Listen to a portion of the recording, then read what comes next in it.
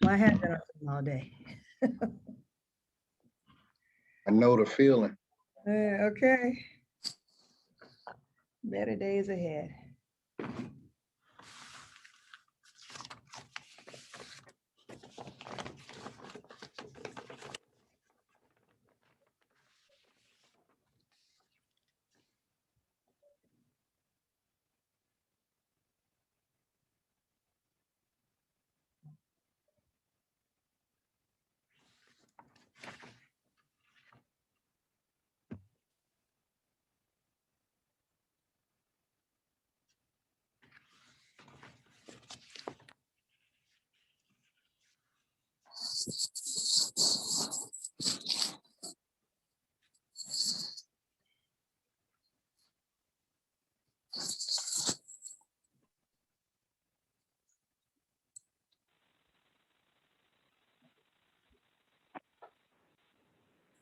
Good evening, everyone. Just wanted to let you know that we're live and we're just waiting for our city manager to join.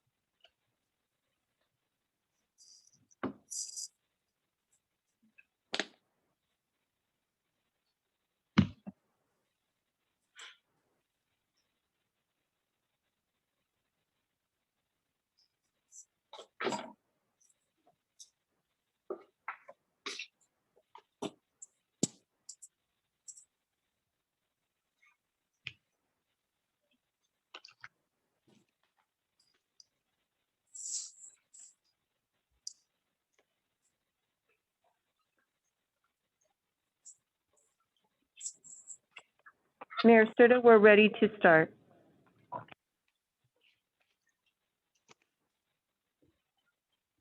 Okay, good evening, everyone. We're ready to begin tonight's Gardena City Council meeting for Tuesday, February the 23rd, 2021. Madam City Clerk, will you call the roll, please? Yes, thank you, Mayor. Mayor Serta, Here. Mayor Pro Tem Henderson, Here. Councilmember Tanaka, Here. Councilmember Cascanian, Present. Councilmember Francis. Here. All members of the council are present. Thank you. Before we go into closed session, Madam City Clerk, do we have anybody from the public wishing to speak on any closed session items? No, Madam Mayor, we do not. Okay, thank you. You're At this welcome. time, oh, I'm sorry, go ahead. No, you're welcome. Okay. At this time, we're going to go into closed session and hopefully be back right at 7:30, if not prior, and reopen our city council meeting. So at this time, if everybody can go to your closed session procedures, and we'll be back at 7:30 to reopen the meeting.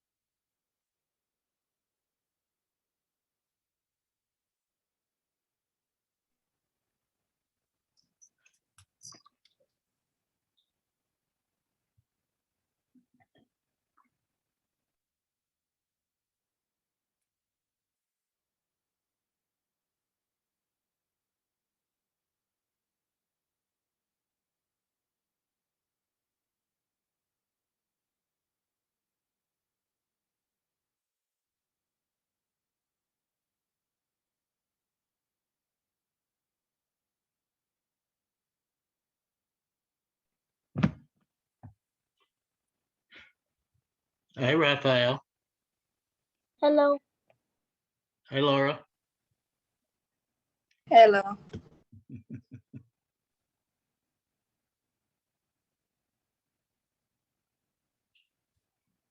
Hi, Raphael. Hi, Laura. How are you today? Good evening. Good, and you? And you? Hey. Good job. How was school today? It was okay. Was okay. Yeah, it was good. Yeah. Tuesday. I'm excited today. Oh, yeah. You excited that you-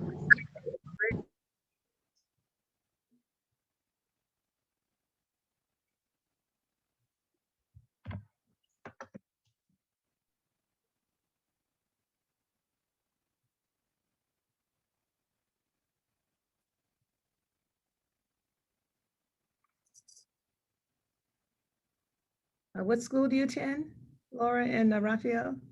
Me is on MS Eagle.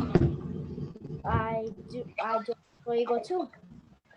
Second grade. All right. Second I'm fifth grade. grade. All right. Well, welcome. Glad to see you here. Thank you for having me. You too. Go to panelists, Anna? There, I did. Oh, Raphael, the president. Carmen, he needs to be in the Builders Club. I'm thinking that too. He also, I think Raphael's a future city attorney of Gardena. There you go. Good evening, everyone. We're ready to start our city council meeting. Okay. We are ready to begin tonight's Gardena City Council meeting for Tuesday, February 23rd, 2021. Madam City Clerk, will you call the roll, please? Mayor Serta. Here. Mayor Pro Tem Henderson. Here. Councilmember Tanaka. Here. Councilmember Cascanian. Present. Councilmember Francis. Here. All members are present. Okay, thank you. I forgot to remind everybody, please mute your cell phones. Madam City Attorney, do we have anything to report from closed session? Yes, Madam Mayor. Tonight, the City Council authorized the initiation of litigation to bring a receivership action in connection with the property at 12801 Southwestern. The vote was unanimous, 5-0, and that concludes my report from closed session, Madam Mayor. Okay, thank you. Before we move on to the Pledge of Allegiance, let me just read this quick little notice here. In order to minimize the spread of the COVID-19 virus, Governor Newsom has issued executive orders that temporarily suspends the requirement of the Brown Act. Please be advised that please be advised that the council chambers are closed to the public and that some or all of the Gardena City Council members may attend this meeting telephonically or by Zoom. If you would like to participate in this meeting, you can participate via the following options. The first way is you can view the meeting live on Spectrum Channel 22 or online at youtube.com/City of Gardena. The second way to participate is prior to the meeting, you can email the Deputy City Clerk at bromero@cityofgardena.org by 5 p.m. on the day of the meeting and write public comments in the subject line. Comments will be read into the record up to the time limit of 3 minutes. The third way to participate is via the Zoom webinar. You can join the Zoom meeting via the internet or via phone conference. The direct URL is https://us02wb.zoom.j/8679711803. The phone number is area code 669-900-9128, and the meeting ID number is 815-6797-1803. If you wish to speak live on a specific agenda item during the meeting, you may use the raise your hand feature during the item that you wish to speak on. For non-agenda items, you will be allowed to speak during the oral communications, and during public hearings, you'll be allowed to speak when I open the public hearing. Members of the public wishing to address the City Council will be given 3 minutes to speak. The City of Gardena thanks you in advance for helping us to take all the precautions in preventing the spread of the COVID-19 virus. At this time, we're going to begin with the Pledge of Allegiance tonight. Tonight, it's being led by Rafael Medina and Laura Orozco. After that, we'll have our invitation, which will be led by Councilmember Rodney Tanaka. And I'll just ask our pledgers, don't log off yet after that, because I want you guys to come back on, okay? So let's go ahead and begin with our Pledge of Allegiance. Put your right hand over your heart, please. Put your right hand over your heart and ready and begin. I pledge allegiance to the flag of the United States of America and to the republic for which it stands, one nation, under God, indivisible, with liberty and justice for all. Very Thank you good. all. Okay, you guys stay on for a second here. Councilmember Tanaka? Thank you, Madam Mayor. Let's pray. Father, we come to you tonight at our regular council meeting. We just thank you for all your blessings. Father, we thank you for our city employees that are so good at doing what they do for our citizens. We thank you for our city manager, our chief of police, who diligently continue to strive to do the best they can for our city. We thank you for all the programs that we're able to offer, making sure that the community is well taken care of. Public Works for taking care of the city and making it look clean and beautiful. Father, we continue to pray for COVID sufferers and those that we have lost and have perished during this time. We just pray for peace and comfort for their families. Father, we pray for more vaccine, that the vaccines would be diligently provided so that our people can be vaccinated against this terrible COVID. And Father, we pray for our council. We pray for continued blessings, that you will allow us the ability, the courage, and the wisdom to make great decisions for our city. So Father, we thank you for this day. And we thank you for all you've blessed us with. In your son's name, amen. Amen. Thank you. Thank you. So I'd like to go back to our pledges for just a moment here. Tonight, we were led in the Pledge of Allegiance by two students from Amstoy Elementary School. First, we have Laura Orozco, who's in the 5th grade. Laura is a responsible student and is active in Zoom class. She participates and leads many of the class discussions, and she is a pleasure to have in class. So Laura, thank you so much for leading us tonight in the Pledge of Allegiance. We look forward to you coming back in the future once we're able to actually be in the council chambers. And I want to thank you for doing a great job. You're very welcome. Okay.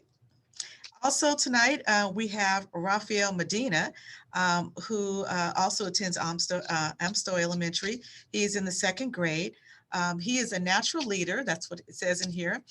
He shows his leadership skills on a daily basis in class by helping his teacher and his classmates. And he has a very interesting career choice when he gets older. The way I found out about Rafael was he said that one day he wanted to be the mayor, and he wanted to be the mayor of Gardena. And in fact, his teacher contacted the principal, and the principal contacted the city of Gardena. And I actually had the opportunity to go on a Zoom on yesterday with his school because of Rafael saying that he would like to become the mayor of Gardena one day, and we thought it would be great to surprise him and come to his school. So Rafael, thank you for that suggestion there, and you did an amazing job today too. Thank you. All right, thank you. And we look forward to you coming too as well to our city council chambers. Give them a round of applause, everybody. It's a virtual one, but let's just applaud them anyway. Good job, guys. And Councilmember Tanaka, as always, thank you for leading us in our invocation, and your prayer was right on point there. Thank you very much. Thank you, Madam Mayor. Appreciate you. You're welcome. Next, we have presentation tonight. So tonight we have a certificate of recognition that will be given to Charlotte Lynch in appreciation of her service to the community as a member of our Senior Citizens Commission. And she's actually sat on a couple of other commissions as well. But I want to read her bio here and a certificate that she is receiving. Let me start off with the bio here. Charlotte Lynch's biography here.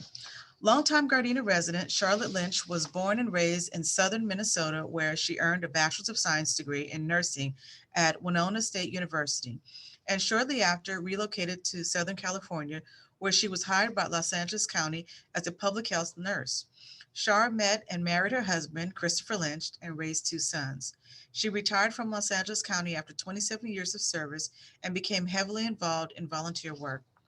Charlotte has been involved with the city of Gardena for many years and has always been an active advocate for the residents of Gardena.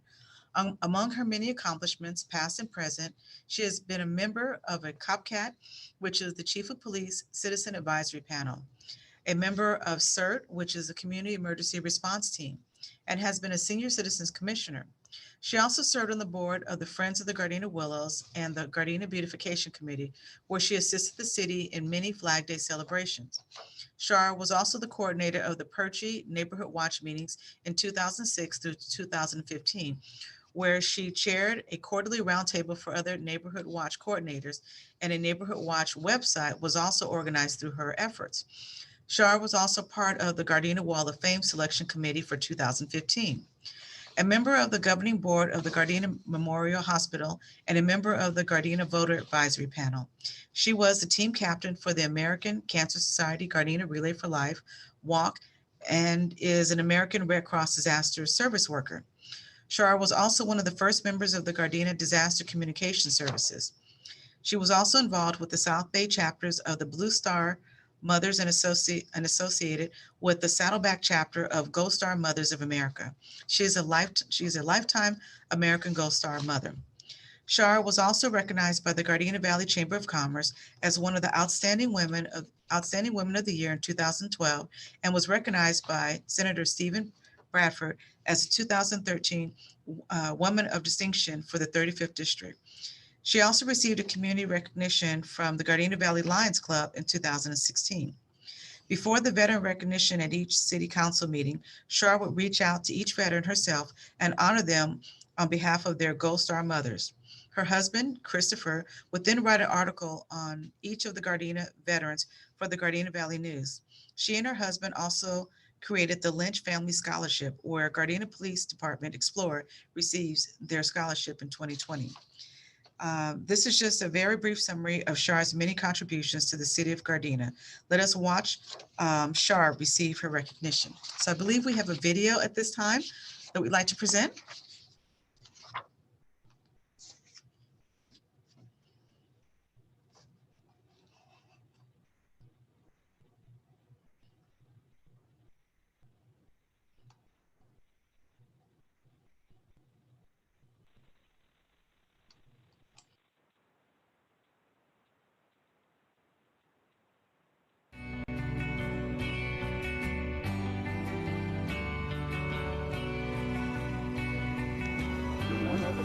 Our directors of Recreation and Human Services, Stephanie Santine. We're gonna go up to the house right now and surprise her. All right. This is her little surprise.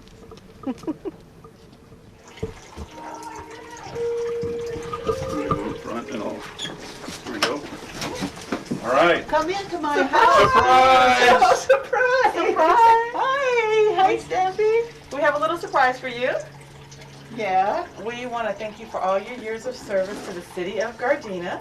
So we decided to all come out today, and we know because COVID is going on, we can't do this traditionally like we do at the city council meeting.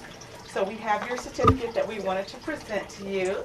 Oh, and we have a couple of other things, but let me just read it because we're going to actually show this.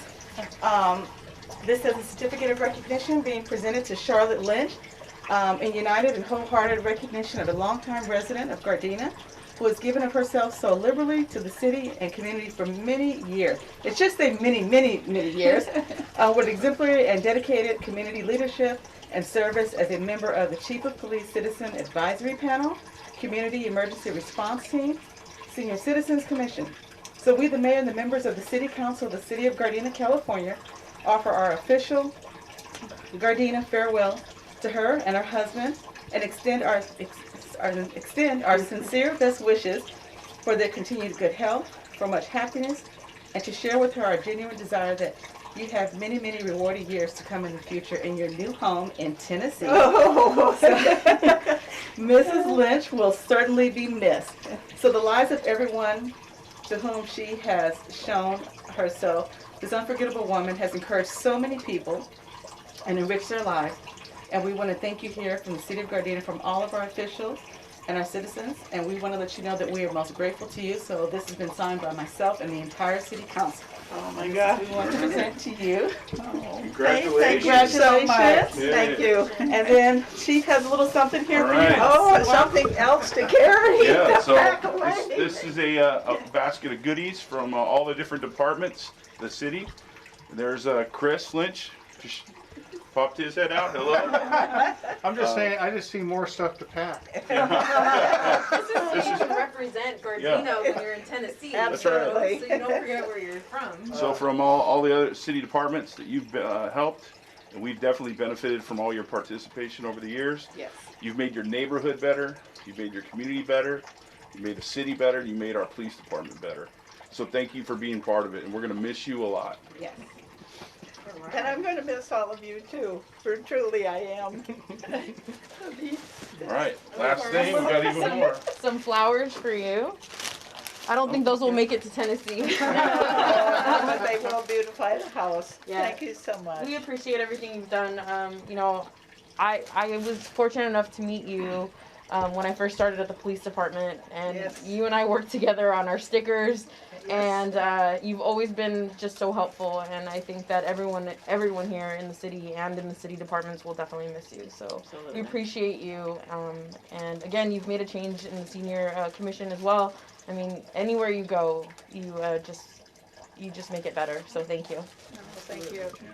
This city has been a very, very big part of my life, and without the support of him, I wouldn't have done what I did, but I truly did love, and I feel like I did make a difference, and I hope that sticks with, and those that follow will continue to do their good work. So thank you. Thank you to the entire city and certainly all the departments.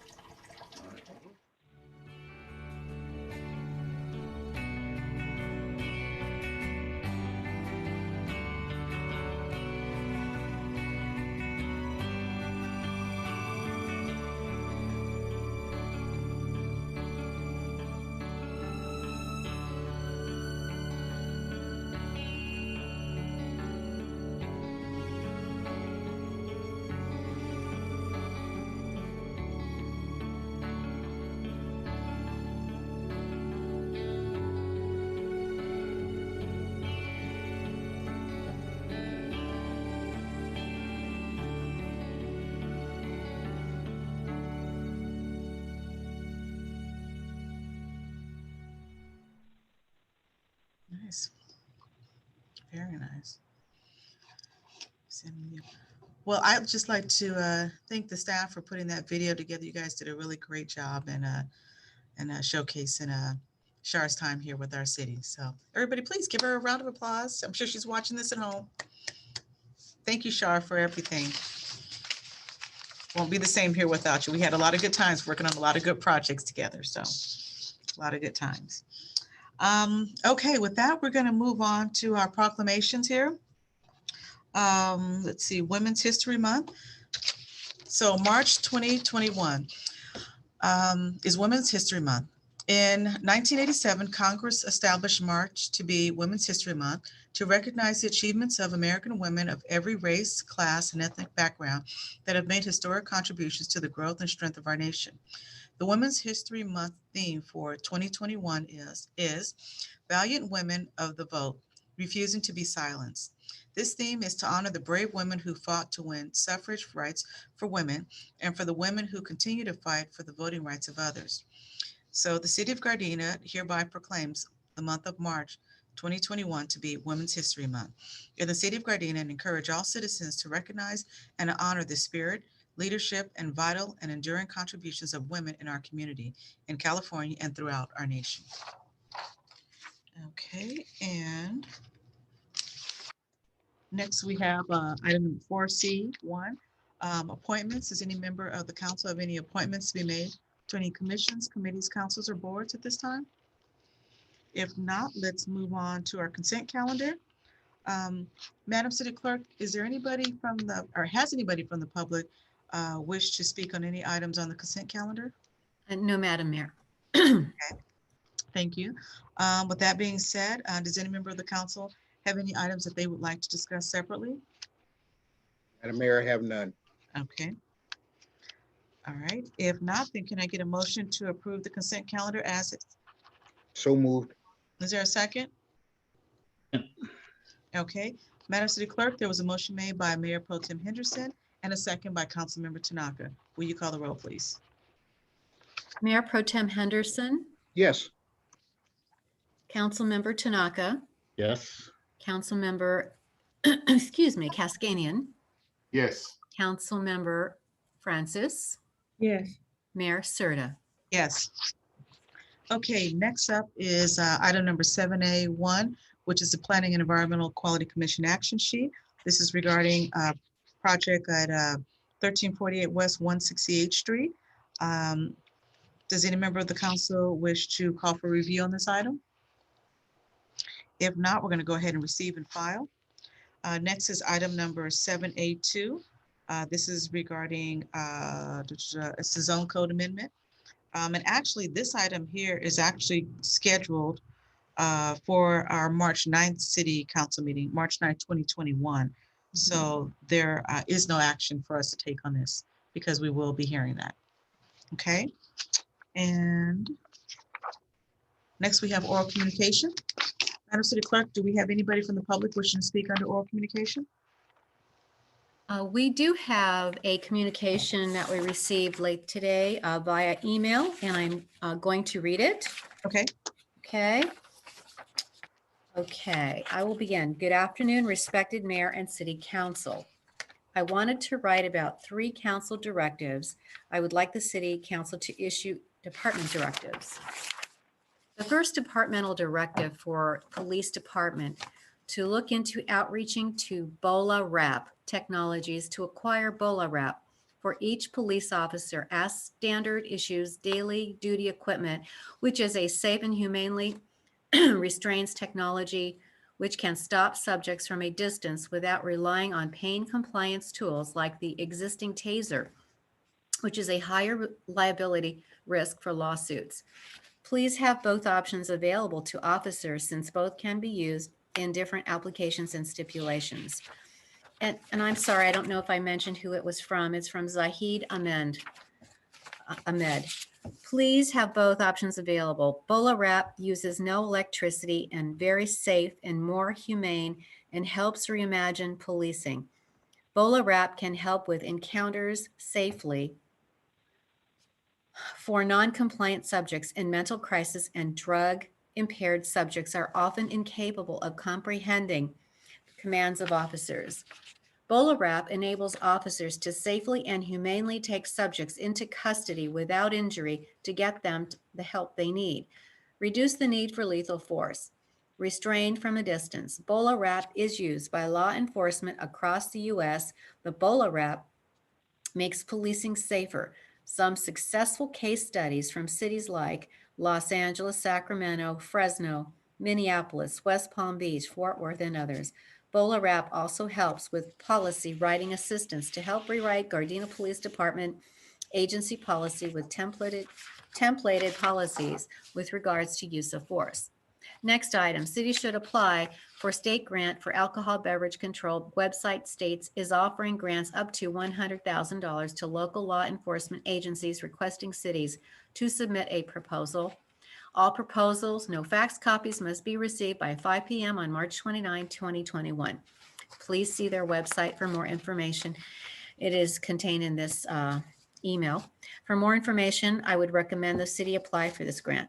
Lastly, the city should host an online live program on YouTube with study session and presentation with questions and answers to speak about the new Paycheck Protection Program for small businesses with representatives from the U.S. Small Business Administration with regards to changes to a 2-week window for businesses with fewer than 20 employees for Paycheck Protection Program for small businesses in our city.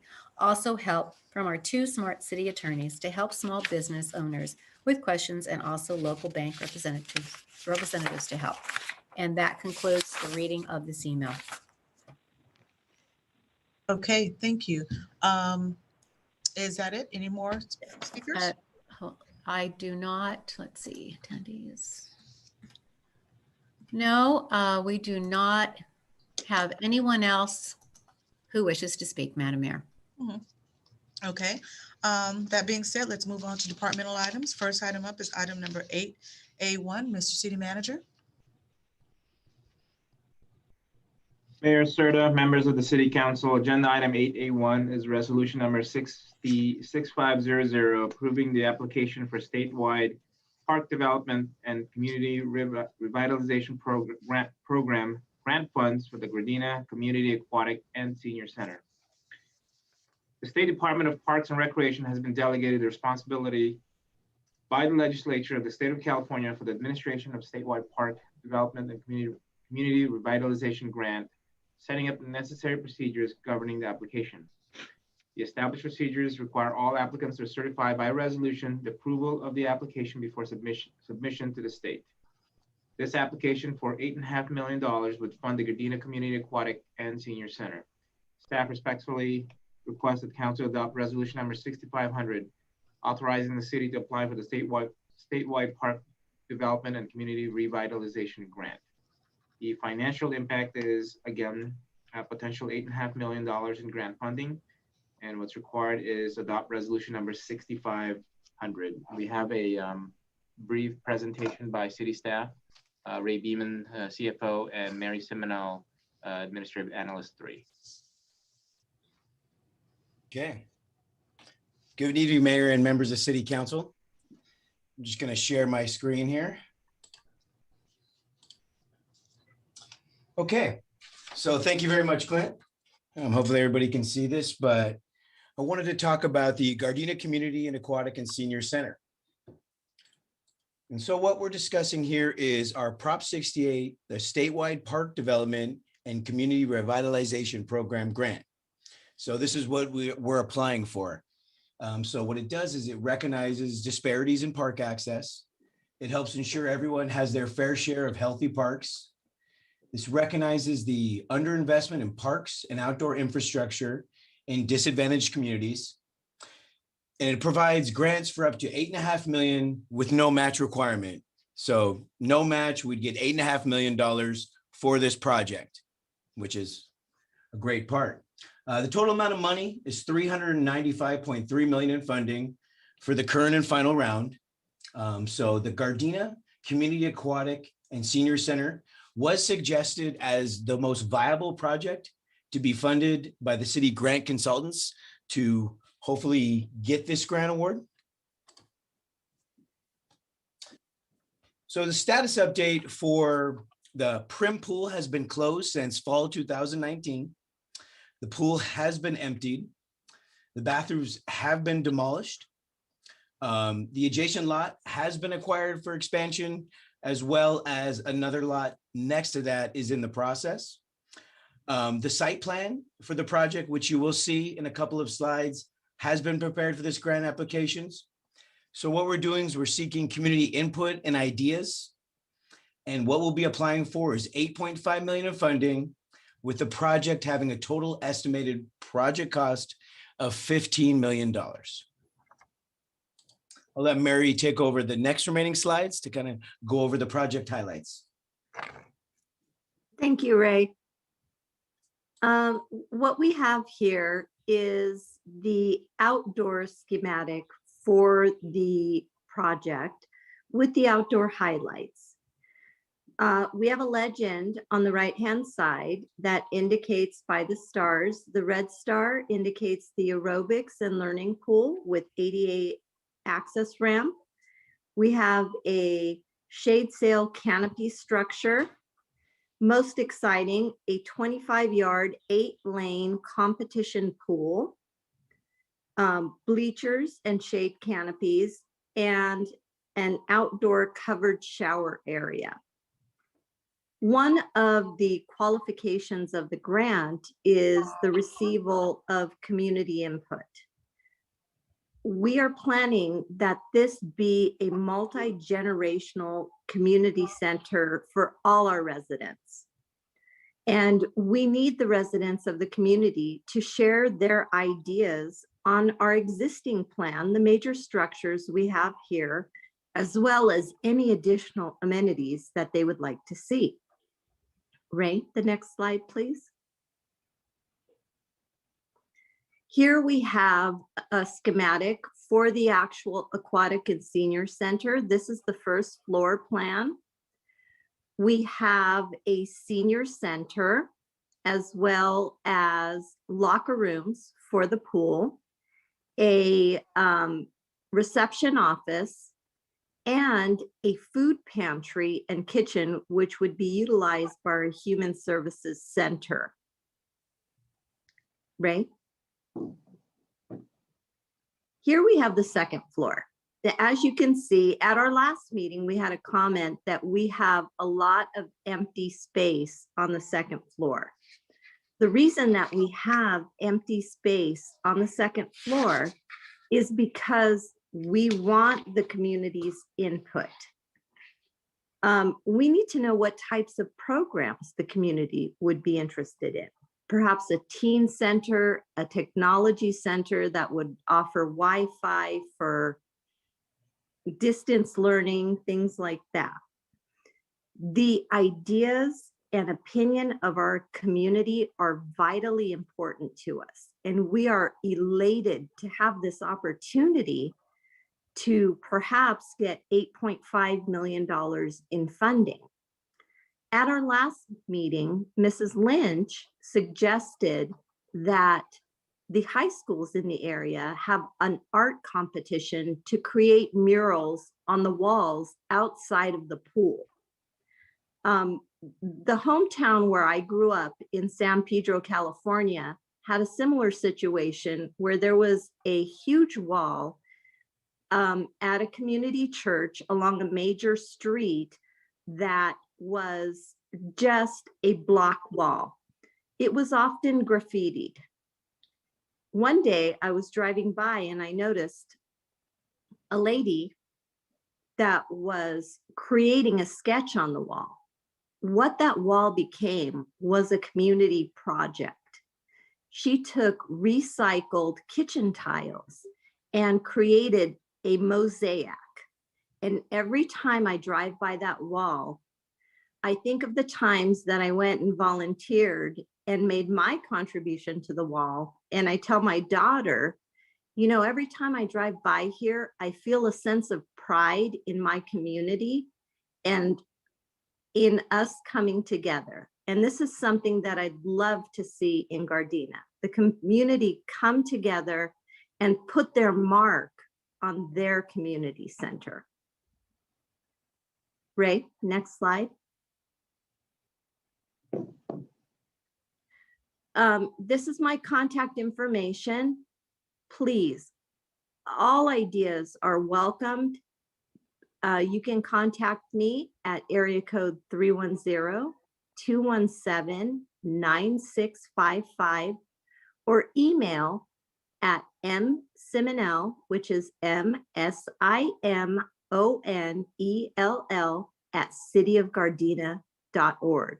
We are excited to have this opportunity and look forward to your input. Thank you.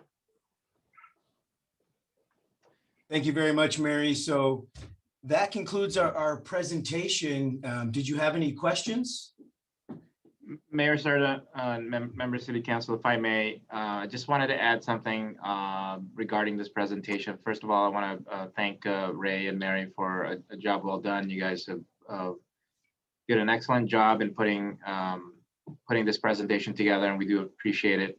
Yes. What I wanted to re-emphasize is the fact that yes, we are actively pursuing Prop 68 funding for this project, but I do want to remind the City Council that that particular grant, the Prop 68 grant, is a very, very competitive grant. It's very, very difficult to get an award from them. In fact, when, if you recall, we did apply for Prop 68 last year, and we did not get any of the three submissions that we had last year. We didn't get anything. In fact, entire South Bay was not awarded a single grant. So having said that, the project for the Aquatic and Community Center is not predicated upon us getting the grant from Prop 68. If you recall, and if our viewers and our residents recall, many, many months ago when we came to all of the community events and all the community meetings, we said, you know, we had this opportunity to present to you and for you to vote Measure G. And it is to revitalize and help the community of our city with, again, revitalization and opportunities like this. The overwhelming majority of the community voted yes for Measure G. And we then reminded everybody that we would come to you, City Council and our neighborhood meetings to inform you of what we're doing with Measure G. And this is exactly an example of what we promised. And you know, if we have to bear the cost of this aquatic and community center using Measure G funds, be it leveraged through a bond for future receivables, we would do that in order to make sure that we realize this project and to be able to provide to our community, to our seniors, you know, like an aquatic center and a senior center that they deserve. We do have the funding for this. Like I said, it's not predicated upon Prop 68. It would be very, very nice, and it would be very good icing on the cake, so to speak, but it's not necessary. Okay. Okay, thank you. I have a couple of questions here. Well, let me first start with the fact that I'm glad you mentioned that to just reemphasize to the community that, you know, this Measure G money is what we're going to use, you know, towards this project here. But my question is, in order for us to get this grant, is it better for us to have like a senior center and a teen center? I guess this question might be to Ray or to Mary. Is it better that when we put in for the grant, we say it's going to be for a teen center and senior center, or along with the pool? I mean, does that, you know, we have a better chance doing that? And my reason for asking this is because I really like to see us put more emphasis on this being more of a senior center. I mean, getting the pool done, but a senior center, because that's the one building that we're really missing here, you know, throughout the city. I mean, we have parks and we have auditoriums for all different things, but our seniors don't have a place of their own. And I know one of the other things we were trying to do was to make sure that we had a place for our Alzheimer's daycare, because that's outside of the city and we need to bring that back on campus, or, you know, back here within the city. And I thought this would be perfect for that.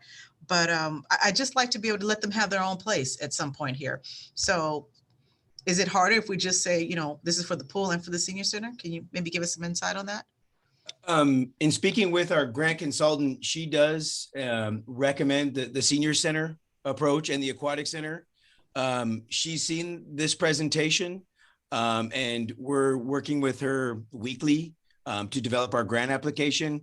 Mm-hmm. And she is hopeful with everything she's seen and the feedback we've gotten, that we will, you know, hopefully at least get it, you know, farther along in the process. But she does think the senior center is a good idea. Okay. For that. Ray, headline. May I add to that? Sure, absolutely. In speaking to the grant consultants, she was very enamored with the idea of this being a multi-generational gathering place. Okay. So the mayor had a good point. It might be to our advantage to have a room upstairs that was dedicated to a teen center, maybe to tutoring or something like that, so that it could truly be a multi-generational gathering place. Okay. Okay. I have some questions, Madam Mayor. Go ahead. So So you're saying that, that the Measure G funding, is that the only um, other funding source besides Prop 48, I mean, Prop 68? Is that the only other alternative funding source? We have identified other funding sources, just such as park and lieu monies, but those are, I mean, they're very, very limited funding, and without the developers coming in and contributing to that, it's not a fluid funding source. The only really fluid funding source we have is Measure G, that'll continue ensure that we can sustain it year after year. Yeah, I think I shared with you that, I think it was maybe a couple years ago, 2 or 3 years ago, when Ed Madrano was city manager, we had a big presentation about this particular project, and I was under the impression that it was already paid for. There wouldn't be a problem paying for it. We all came down to Nakaoka Center. I don't know if anybody remember that but me, but we did have this meeting. And where is the space for seniors? You say aquatic senior. I see the pool, but I didn't see a space for seniors in the building. Ray, would you pull up the presentation again? Sure. And do a slideshow so we can see it, because it's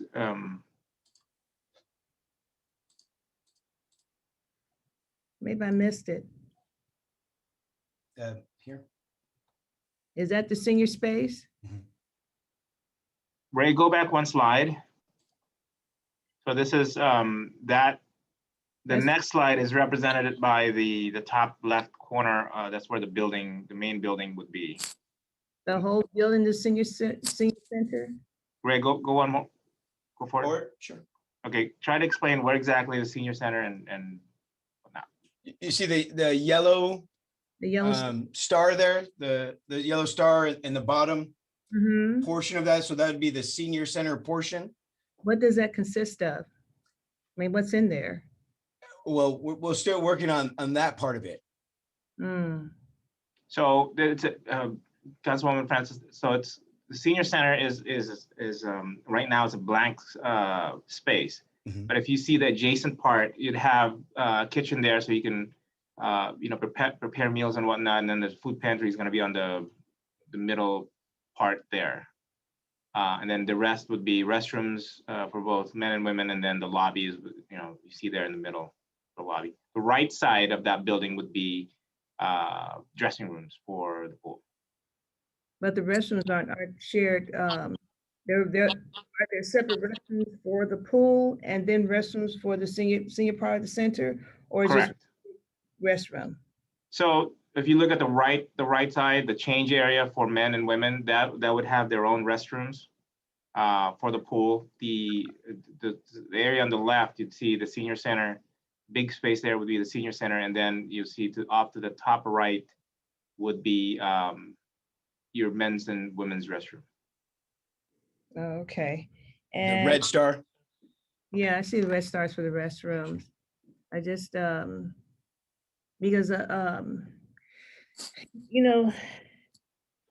if I've seen other senior centers, and they actually have spaces where seniors can just come and sit and relax and play cards or have meetings.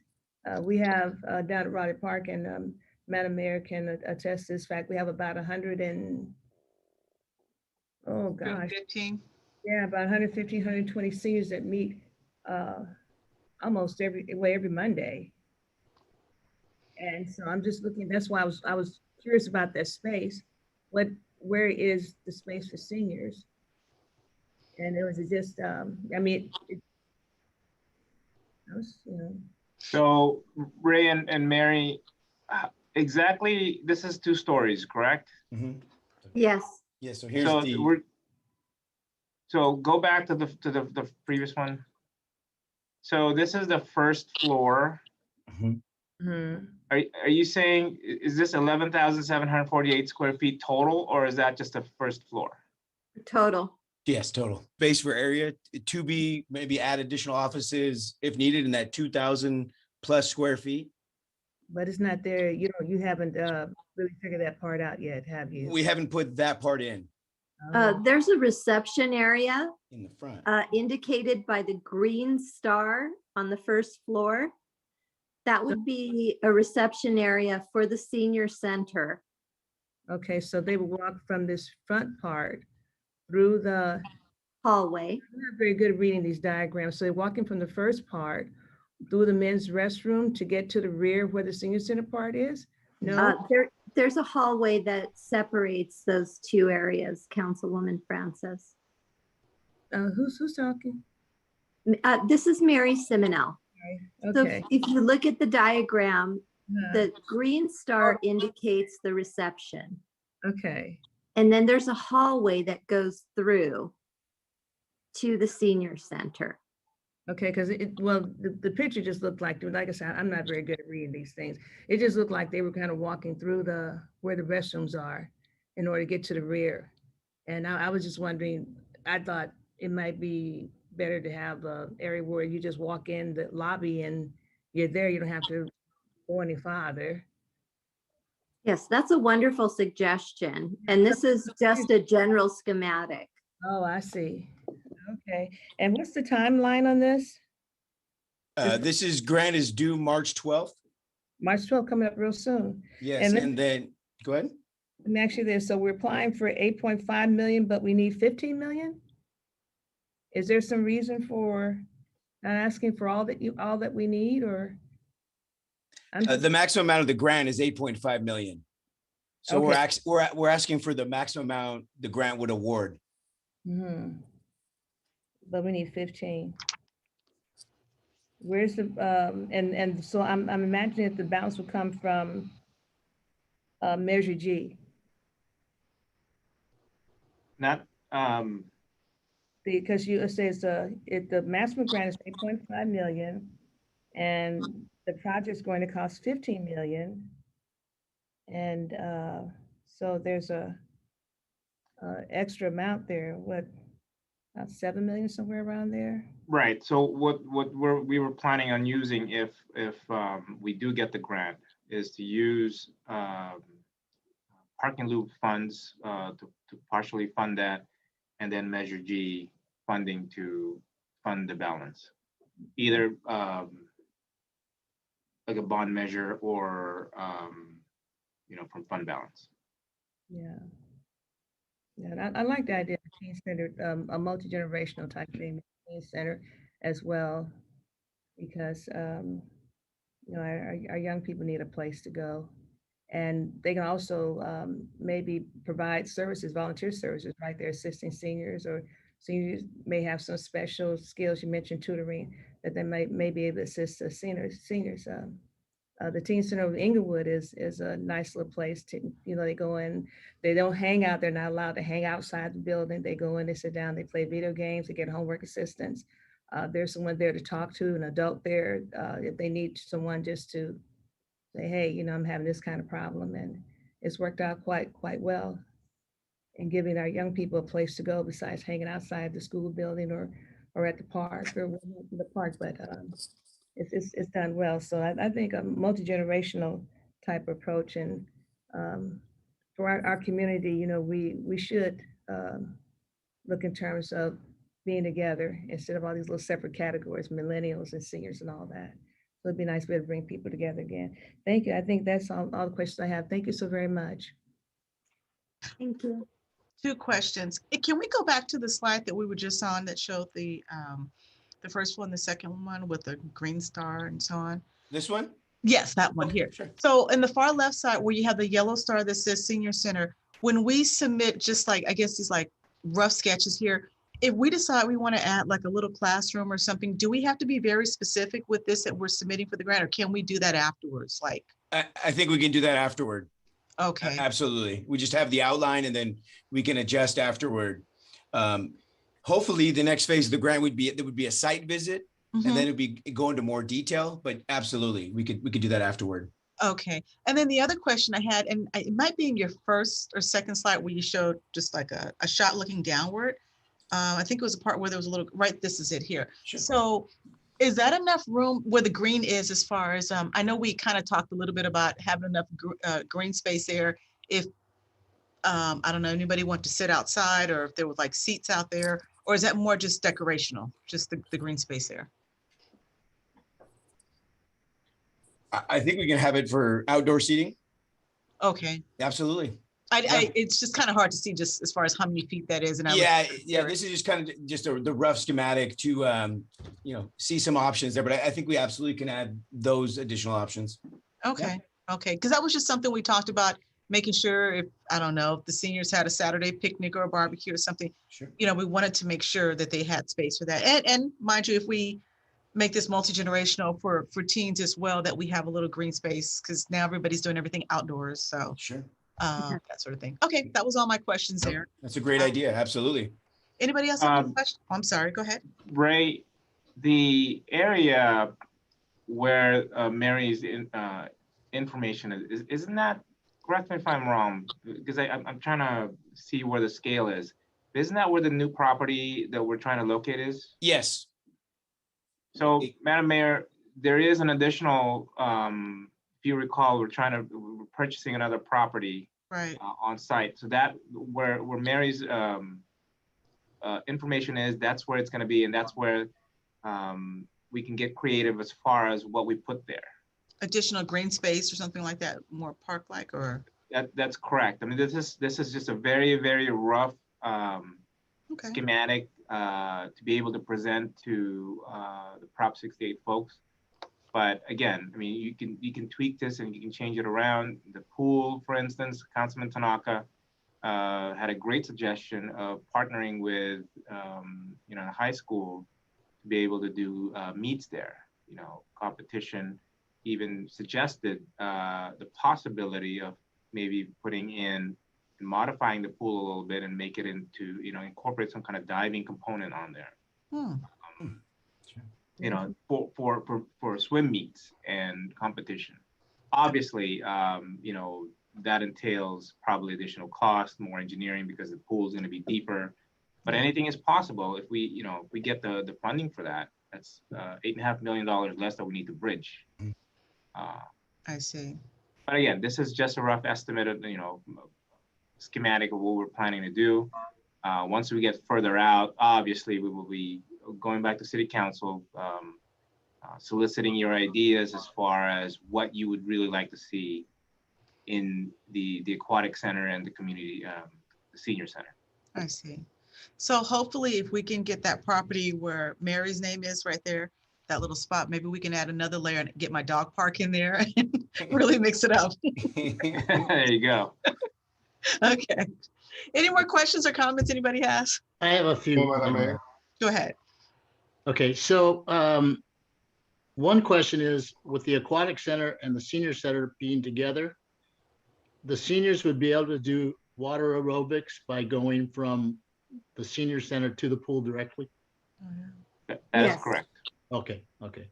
So there's 2 points that I want to ask to make sure that you kind of include this, and I guess this would be for Ray and Mary, is can you make sure that the neighbors within this direct area are at least contacted by mail or however you do it, so that they know what's coming, so that they can put their input in?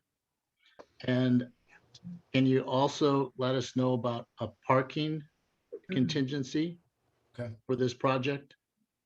Because right now I don't see anything, but I would like to at least know a little bit about how parking is going to affect this immediate area. Okay. And then Madam Mayor talked about the Alzheimer's Center. There is, with that area upstairs or the area that we haven't bought yet, that Alzheimer's Center could be incorporated in there. And like Councilmember Francis said, if you put a teen center in there or some kind of a teen post in there, maybe they could help with the Alzheimer's. It might be a winner.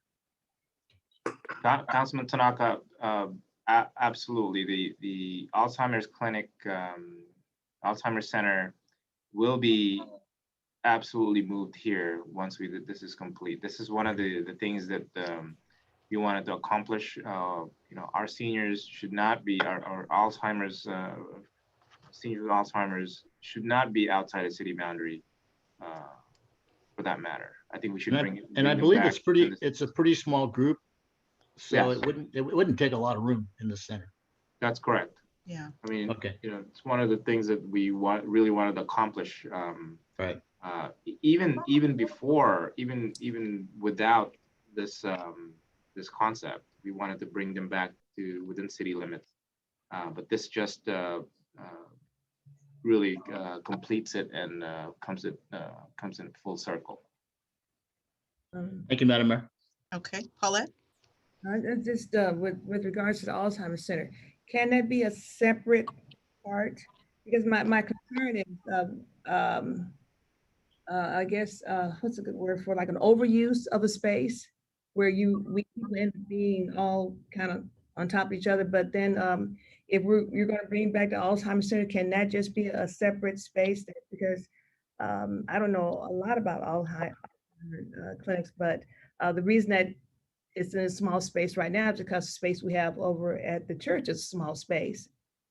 So, could it be a separate space? Because I think we still need, there is a need to have a meeting space for programs and if they want to have some type of concert or, the candlelight dinners that we have on the fourth Thursday, but just a nice space, a multi-use type of place where you can sit, you can have dinner if you want to have a program, maybe something with a stage, something like that. Something that's useful. But the Alzheimer's Center is a separate space, like a little separate room, all kind of off. Not you're putting people off to the side, but it needs to be a separate, quiet space. But we still have the Nakaoka Center, correct? Right. Yeah, so maybe that might be the alternative, but not in a business place. And parking, I'm glad Councilmember Tanaka brought that up because parking is a great concern because even with just Prim Pool during the summer, because I take my niece there and parking, you end up parking on the street or around the block or because that little space right in the front will fill up quite quickly. And so there's not a lot of this on-street parking, but then you have the neighbors as well. So we should figure out what to do about parking. So because we want to be good neighbors to our neighbors. We're going to be addressing the parking issue obviously separately. I think we have a plan for that already. I don't believe we have it with us tonight, but we do have a contingency plan for parking. Okay, so when you present to the grant, you don't have to include all this in. You can just kind of do just what we like to do and go at it that way, or do you have a whole package that goes to the grant? We're being assisted by a professional grant writer who has done this before. They will be preparing a package for us. The main component of that package, obviously, is the general use and the benefit to the community. So, Mary and Ray, if you would like to chime in as far as the extent of the package that is going to be delivered to the Prop 68 folks. Yes, there's elaborate on that. Yeah, so we work with a grant consultant a few times a week to put the package together. So it's various questions. We'll include these schematics. It can be an overview. We'll include all the community input we received. So we'll take pictures of the site. We took pictures of the Zoom meetings we had. We put the comments and feedbacks within this grant application, which the level of detail we have now is good. It gives the general overview. And then there's maybe a significant number of questions that we have to answer, essay and writings that the consultant will help us develop. And they actually got one of these awards for the city of Bakersfield. And all the input is very helpful. The thinking of the parking. We all actually had a discussion today with the grant consultants in regards to expanding the green space and perhaps having picnic tables and a grass area as well as additional parking near the building for the seniors. So all of this input is very valuable, but the main concern of the grant writers is to emphasize to the state of California the value that this senior center and aquatic center would bring to the community. I also want to, again, reemphasize that the grant itself is, the application deadline is fast approaching. It's going to be in March. We don't, I don't have the date with me, but in March. But the March actual 12th. award, I'm sorry? 12th. March 12th. But the actual award doesn't take place, I believe, sometime in November. So we won't be hearing from them for quite some time.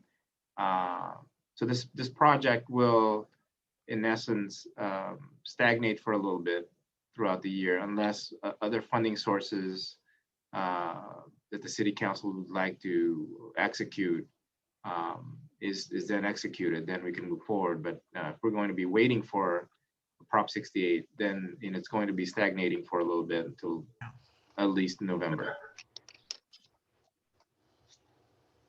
Okay. Any more questions or comments? A question and a comment, Madam Mayor. Go ahead.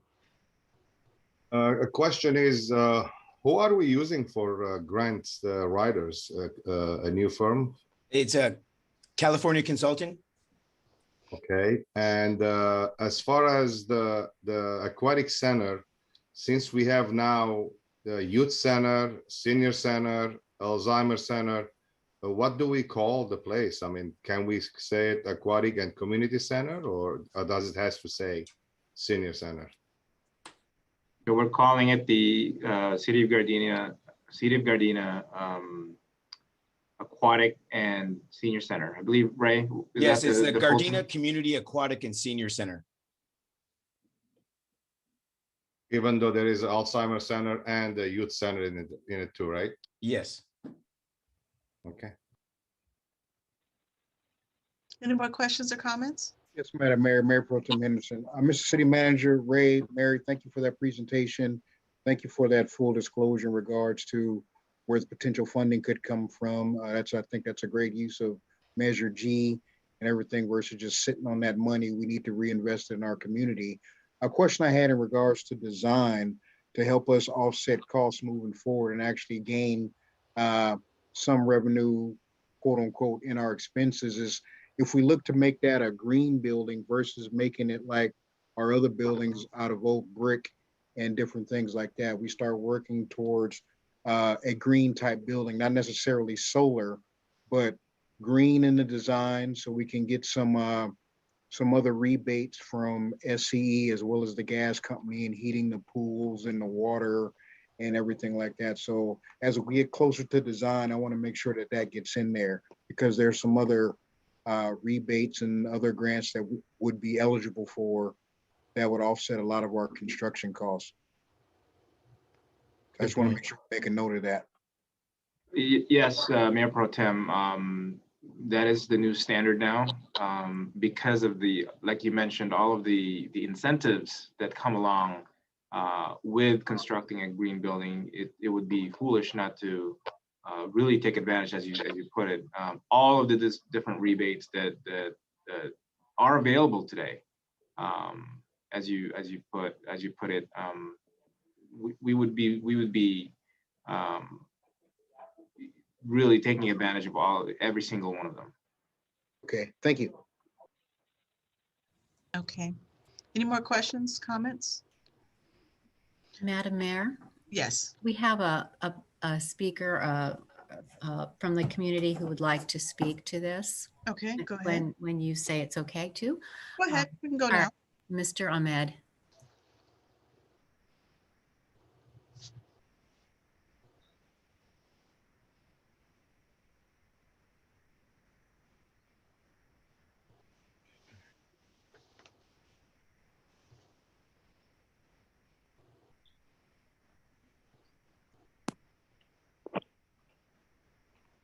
Hi, good evening.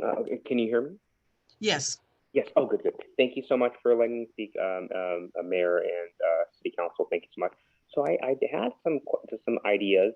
So I just want to, the grant, the application is coming up very soon. So I just want to throw out some ideas for City Council to consider and City staff to consider. I would personally name it the City of Gardena Dr. Martin Luther King Jr. Services Center, and also put the Aquatics and Support Services Center, Senior Center. I would also make it LEED certification. That means it's healthier, more productive, reduces stress on the environment by encouraging energy and resource efficient buildings. So I would encourage the city put that LEED certification into the design of the building when applying. I also would recommend City Council to look into, we can funds, blue funds. Why not add, it's essentially we're going to be using a steel structure like an office building and like glass windows around it. It encourages light to come in. We could essentially add additional floors to it. So why not 5 floors? If we're building it, why not make it for 50 years? Also, roof building. I went to King Drew Magnet High School. We had a roof basketball. So we can even put, there's like a structure, that basketball on the roof, maybe including that. Senior center, 2nd floor, possibly with nursing training program, ultimate college nursing program, community college classes for program classing, nursing classes, a job resource center, senior community kitchen where community can come and cook with the seniors, house possibly LA County Department of Health on one of the floors of the community public health system, community computer center, free after school tutoring, tutoring services, free tutoring for the community. Also possibly looking in the bathrooms, why not make it gender neutral bathrooms? So it's more easy for caregivers and wheelchair accessibility.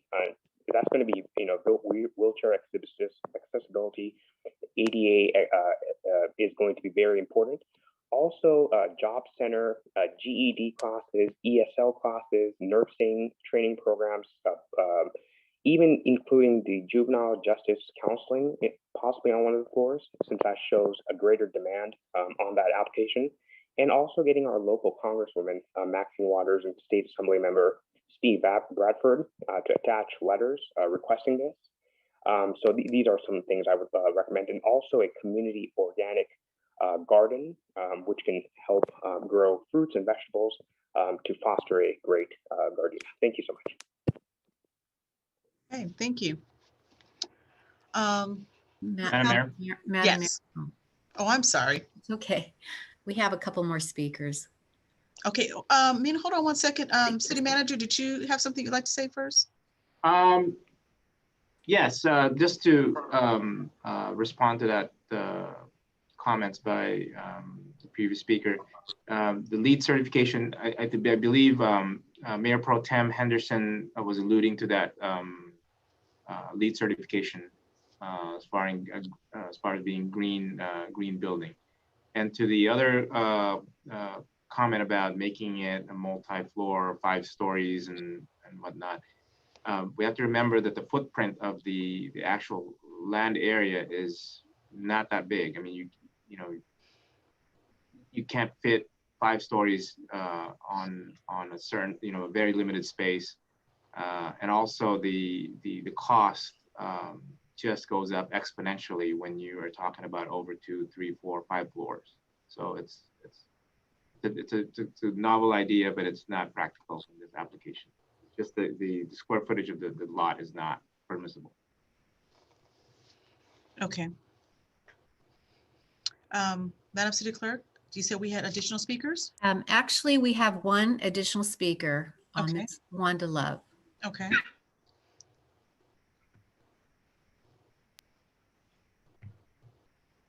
Hi, good evening. I was just kind of curious as to why you were choosing to leave the word youth. If it's gonna have a youth component to it, you would want to add the youth to the name so that it would be recognized by the community that there is a place for the youth to go.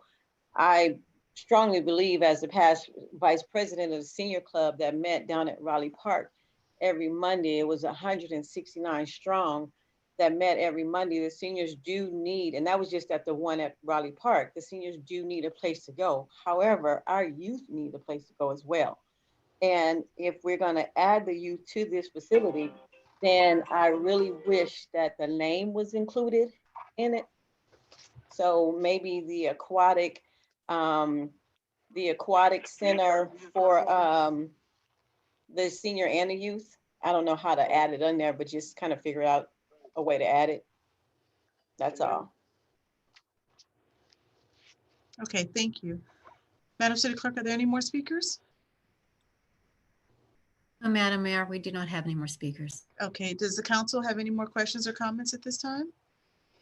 Okay, if not, once again, I'd like to just thank Ray and Mary for doing an outstanding job in putting this together. I know it's not easy. We're not going to hold up any more of your time because we want to hurry up and get this submitted.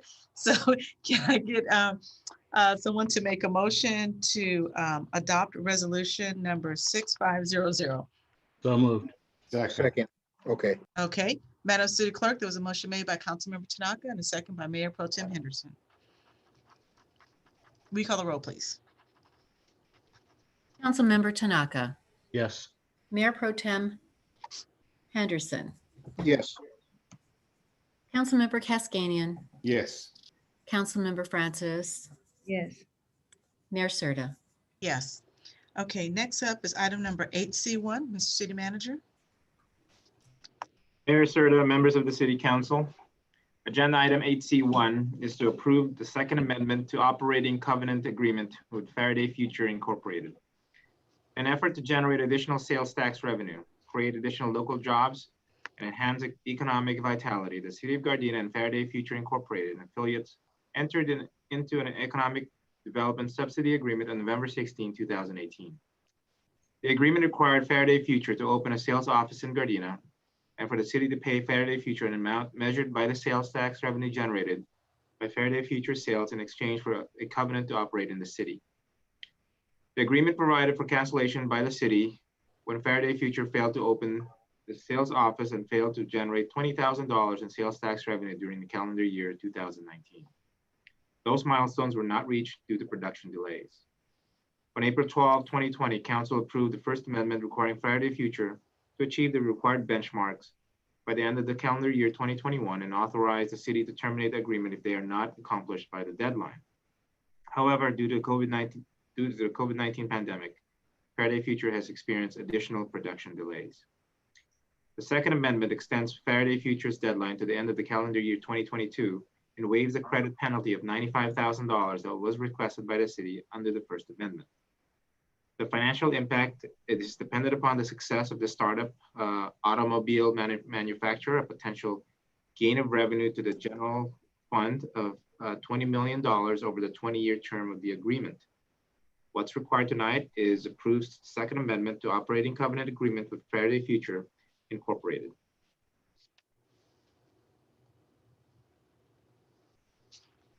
Okay. Does any member of the council have any questions or comments at this time? Madam Mayor, Mayor Pro Tem Henderson, Mr. City Manager, I forgot where the potential site would be for Faraday Future in this endeavor. Where were they looking to put the sales office?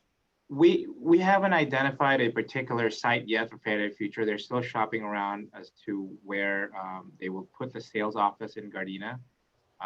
There's a number of different possible scenarios that could play out here. One possibility could be the corner of 162 and Western would be where the Juvenile Justice Intervention Program is currently situated. We are still Economic Development Manager Spencer Dela Cruz is in constant communication with them, and obviously it is it's their prerogative where they put their sales office. As long we're happy to help them find a place as long as it's within the city of Gardena. With, obviously to keep the sales tax dollars here within our city. They're headquartered in unincorporated LA County, and their production facility is, I believe, in Hanford, Central California. All right, thank you. Any more questions or comments? Madam Mayor, I have a question. Go ahead. This is what kind of this is electric car company, is it? That is correct. And didn't were they here last year asking for an extension? Because I guess COVID, this is they were here last year, weren't they? That is correct. We've had to extend it one time since the initial agreement. Okay, so this is another extension. Well, Councilwoman Francis, what it was is initially the problem that they ran into would they were having some financial cash flow problems, and then they had the COVID-19 hit. I do want to emphasize that they have since gone public and had an infusion of capital, I believe in the tune of about $100 million, or if I'm not mistaken. So now they're really in a position to fulfill on their agreement and start producing cars. Their cars are, yes, they are electric, but they're one, if you know the Tesla line, they do have an affordable line, and then they have the top of the line. Faraday Future starts at the 150, I believe it's $120,000 range. So it's going to be like a high-end automobile, electric automobile. Councilwoman Francis, just for clarification, the first amendment was done in April of 2020. So it was just at the beginning of the pandemic. Obviously, I don't think any of us knew in April of 2020, a month into it, that we were going to still be facing the situation that we are with COVID. And understandably, neither was Faraday as well. Yeah. Thank you. I was just wondering. Thank you for clarification. Any more questions or comments? Madam Mayor, I got one other thing. Mr. City I know Manager, you want to test the car out, right? Of course, actually, we need some high-end stuff in our community. Actually changes our brand. But also, Mr. City Manager, in regards to the branding, I was thinking, is there some way in there where we can put sold in Gardena or something where Gardena is mentioned somewhere in there, so as we start working on our brand a little more and start being progressive with our brand to the marketplace, is that opportunity available in a discussion with Faraday Future? We have, that's exactly the thoughts that I had in mind when discussing this with them. Obviously, we can suggest something like that to their marketing team. Obviously, we can't demand it, but we can certainly suggest something like that, something to that effect. As long as Gardena is mentioned somewhere, we would be hopeful that they would be able to accommodate us in that, but we can suggest it, obviously. Okay, and the reason why I was thinking about that, because like when some of these higher end brands go to places like Newport Beach and Costa Mesa and all these things, there's some association with that city that they're residing in. So since this is going to be a high end luxury car, I want to make sure that Gardena gets some mileage out of that as well. Okay, thank you. Mayor Pro Tem, I think if you go to the Faraday website and look at the cars, I think Gardena is in the website that it's going to be sold her. But it's a great looking car if you can afford it. Yeah, oh, there's a lot of people out there that can afford it. None of us here, but yeah. Absolutely. Absolutely. Yeah, that is a nice looking car there. Okay, any more questions or comments? No? Oh, I'm sorry. No? Okay, if not, then can I get a motion to approve the Second Amendment? So moved. Is there a second? Second. Okay, Madam City Clerk, there was a motion made by Councilmember Cascanian and a second by Councilmember Francis. Will you call the roll, please? Councilmember Cascanian, Yes. Councilmember Francis, Yes. Mayor Pro Tem Henderson, Yes. Councilmember Tanaka, Yes. Mayor Serta. Yes. Okay, next up is item number 8C2, which is the COVID-19 update. Mr. City Manager. Thank you, Madam Mayor. Oh, excuse me. I'm sorry. Before we go any further, on this last item, I believe Spencer had his hand up.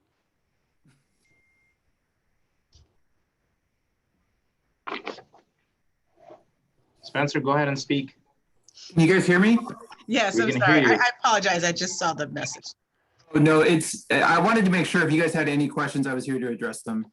Oh, okay. Thank you. I'm sorry. I didn't see this until just now. No problem. Okay. Thanks, guys. No problem. Thank you. Mr. City Manager, go ahead. Okay, Madam Mayor, members of the City Council, tonight we have our COVID-19 update.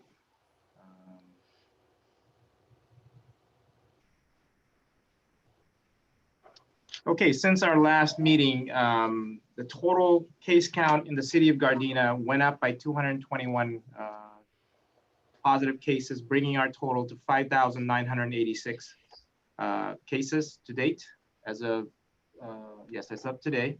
The total deaths increased by 22, which brings us to 148 total death counts. We are currently fourth in the number of cases in the South Bay, and our infection rate is at 10.09%. Over the last 2 weeks, the number of positive COVID-19 cases increased by 3.37%, with an average daily increase of 0.27%. In comparison, LA County has experienced a 2.43% increase over the last 2 weeks. Our healthcare facilities are currently still experiencing staff shortages. Long-term care facilities remain stable. The South Bay infection rate among all 15 South Bay cities. Inglewood still has the highest infection rate at 11.95% per capita, followed by Hawthorne at 11.47%. Lawndale has infection rate of 10.32%, and Gardena, again, is at 10.09%. The revised LA County Health Officer Order is effective February 18, 2021. All businesses permitted to reopen must follow the required protocol set forth by LA County Department of Public Health. As far as business assistance is concerned, Economic Development Manager Spencer Dela Cruz has completed the following projects to assist businesses. Number one, a business-to-business directory. Second, a small business resource guide. Third, how to do business with the city webinar, which is scheduled to be on March 9th, 2021. And we also launched Discover Gardena to promote all businesses. As far as statewide updates is concerned, California's current ICU bed availability is, Southern California's current ICU bed availability is 19.5%. The region is projected to reach 45.2% ICU capacity in 4 weeks. So the trend for Southern California, typically LA County, is getting better.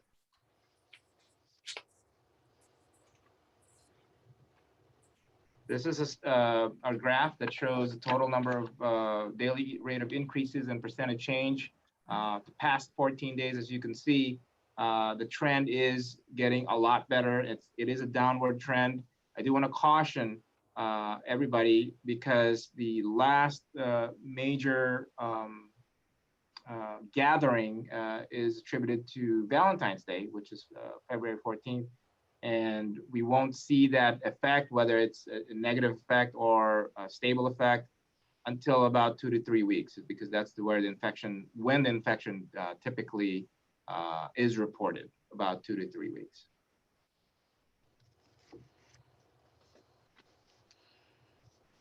To the current vaccination status, LA County Department of Public Health is currently vaccinating individuals in phase 1A and persons 65 years and older. Eligible individuals must bring proper documentation verifying their eligibility to their appointment. Individuals receiving their second dose must bring their white vaccine record card or electronic vaccine record and a photo ID to their appointment. As of yesterday, February 22nd, 2021, nearly 1,771,000 doses of the vaccine have been administered, and 513,586 people have received their second dose. I do want to point out that beginning March 1st, 2021, 3 additional sectors, which is educational, childcare, emergency services, and first responders, and food and agriculture, will be eligible to receive vaccinations throughout LA County. Vaccinated persons in quarantine at this time, all vaccinated persons must continue to practice the protective actions, including wearing a face covering, physical distancing, practicing good hygiene, avoiding gatherings, and staying home if you are sick or feeling unwell. According to CDC recommendations and the CDPH guidelines, LA County has updated the COVID-19 quarantine requirements for vaccinated persons that meet the following criteria: are fully vaccinated, which is 2 weeks following receipt of the second dose in a 2-dose COVID-19 vaccine series, or 2 weeks following receipt of a 1-dose or a single-dose COVID-19 vaccine, are within 3 months, 90 days following receipt of the last dose of the series, and have remained asymptomatic since their last contact with an infected person. This is just the a quick location listing of Gardena vaccination sites. You know, we have the El Camino College vaccine clinic. We have the Memorial Hospital of Gardena, Angeles Community Health Center. We have Albertson's Pharmacy at 1735 Artesia. We have Ralph's Pharmacy at 2201 West Redondo. Rite Aid Pharmacy at 1208 West Redondo, and then Bond's Pharmacy at 1260 West Redondo. I do want to remind folks that these are smaller site operations, capable of distributing perhaps hundreds of vaccines per day. Some only doing second shots of the vaccines that are on appointment basis only.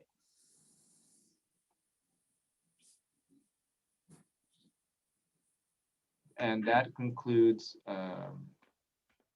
my COVID-19 update. Okay, Clint, I'm one of the things I'd like to just mention and make sure all of our council members know, as well as the public, I'm really excited the fact that Gardena will be doing free vaccinations for our community starting in March. And in fact, the location will be in North Gardena at Raleigh Park. And more information will be forthcoming, but we will make it available by flyer. So right now we have free COVID testing at Raleigh Park a couple of days a week, and we'll have a flyer that we'll mention during our announcements. But in the month of March, we will start vaccinating our residents. Granted, you make an appointment, et cetera. So we're happy and excited that Gardena is able to do this now. Madam Mayor, you're absolutely right. We have met with a company that specializes in large-scale events. We've had a site visit at Raleigh. Because of the sheer size of and endeavor of actually performing a vaccination site. If you've been to Dodger Stadium, if you've been to Magic Mountain, Orange County has their own vaccinations, and these are going to be massive undertaking operation. The management company is going to be undertaking that in its entirety. There's going to be minimal participation with the city as far as staffing, but absolutely our facility is needed in this health crisis. The biggest difference between a vaccination site and a testing site is the fact that there is a 15-minute window where they have to observe the folks that are getting vaccinated, and you have to place them somewhere, as well as an area to park their cars while they wait for the 15 minutes. It's very, very different when you have that narrative versus something like a drive-through where it's going to be fluid, it's going to be moving. Vaccination is not fluid. There is stagnancy as far as waiting for the 15-minute observation window. So Raleigh Park will be reused in its entirety. The next step is to discuss with them a plot plan and get the necessary permits in order to make this thing fully operational by March, just in time for the tier, the next tier that's going to be offered. So it's not just going to be Gardena residents. This is going to be through LA County. It's going to be on an appointment basis. But obviously our intent is to help our residents to fully vaccinate every single one of them, every single one of our residents here in the city of Gardena. Make it just a little bit more accessible, just a little bit more easier rather than driving all the way to other places like Dodger Stadium. Well, for those residents who are watching the city council meeting, you heard it here first, so you can start planning to get vaccinated here first before all of LA County finds out that we're doing it locally here. So hopefully you'll take advantage of that. Gardena first, isn't it? Yeah, there you go. Okay, anything else more, Clint? Madam Mayor, that ends my report on COVID-19. Okay, does anybody else have any additional questions in regards to the COVID-19 report from the city manager? No? Okay. So let's move on next to council items and directives. Does any member of the council have any directives at this time? No, I guess you guys want to get out of here early. Okay. One quick one. Okay, go ahead. I'm sorry. This won't take very long. Assemblymember Burke has a bill that's it's on a fast track. It's going through, and I'm sorry I wasn't able to get to you earlier about this. Is AB 80, formerly AB 281, and basically what this bill would do, it will align the California tax code with the federal tax code in regards to how the CARES Act, those loans, forgiveness loans that were small businesses received. Well, the federal government, federal IRS says that those forgiveness loans can be treated as an expense or financial liability as opposed to income.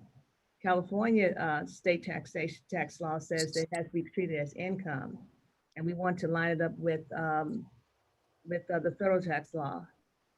So, because a lot of small businesses did receive these loans, and if they meet the requirements, then the loan would be forgiven and in turn to a grant. So, but what we're trying to do, what the law basically says, I'm probably not doing a very good job of explaining it, but the law basically says that these loans, if you're a small business and you receive one of these forgivable loans up to $150,000, it'd be treated as an expense as opposed to income on your tax return. And so I think it would help that way. These small business loans, they really, then you're not being penalized. Is if you accepted this help because your business was struggling, and then you end up turning around and end up being taxed on it. So just trying to come in line to bring the California tax code in line with the federal tax code. I wrote a letter of support, and I can get you all a copy if you want to get it. We got to get it done because it's fast tracked, and I think they're going to voted on Thursday. It might just go right on through without our support, but anyway, it's an opportunity. So I thought I would just mention it. Councilwoman Francis, instead of making that a directive, can you forward that over to our city staff? And that way our attorney Vasquez can take a look at it. Because usually things like that, usually we work right hand in hand with our assembly members and state senators, things like that. But they can take a look at it and then we can kind of go from there. I don't think that necessarily has to be a directive, but just, submit it over to the city because we know that they're working on it. Councilwoman Francis, and I'd like to look at it because I know that the governor just signed something that was very similar to what you just announced. I mean, he thought it was a very positive bill that you just mentioned. So it may have already been included in some of the legislation that he's been signing this week, supporting the businesses. But I will take a look at it if that's the council's direction. And if Madam Mayor, if it's okay, if it was not included in the governor's recent bills that are going forward this week, would the Madam Mayor want me to prepare a letter in support on behalf of the council? Yeah, I would. Yeah, I would. Okay. I'll email you tonight because as I checked the status of it, it was in, my letter went to the Committee on Taxation. And it's in floor right now, and they plan to get it done by Thursday. At least that's what I heard. We can get it out tomorrow. I can assure you of that. All right. Okay, perfect. Any other directors at this time? No? Okay, we're gonna, where are we? Move on to our city manager remarks regarding our previous directives. Mr. City Manager. Thank you, Madam Mayor. Mayor Sterling, members of the City Council. I have provided you several memos regarding previous directives. The first one is a comprehensive summary prepared by Attorney Vasquez regarding the status of SB 7893 regarding flavored tobacco in the city of Gardena. City staff also provided a comprehensive update on our CARES Act programs. This includes all of the round 1 and 3 funding for the HUD programs, and includes small business assistance program as well. We do have a memo for you to review, and this is the scheduled webinar, potentially on Monday, March 9th, 2021, regarding doing business with the city, webinar being hosted by the city of Gardena. Lastly, we have a memo for you describing and explaining how Discover Gardena can help our local community here, business community, to help folks to continue to shop locally. And that is a program that we've developed, and that's for your review. We do have a video to present to you. The Recreation and Human Services Department will be expanding its current food pantry program. The city's goal is to create a sustainable program that helps individuals currently facing food insecurities. The pop-up pantry will provide fresh produce, non-perishable items, and referrals for additional assistance. We will be posting hours and location via our social media pages. Please make sure to follow us on Gardena Events for more information.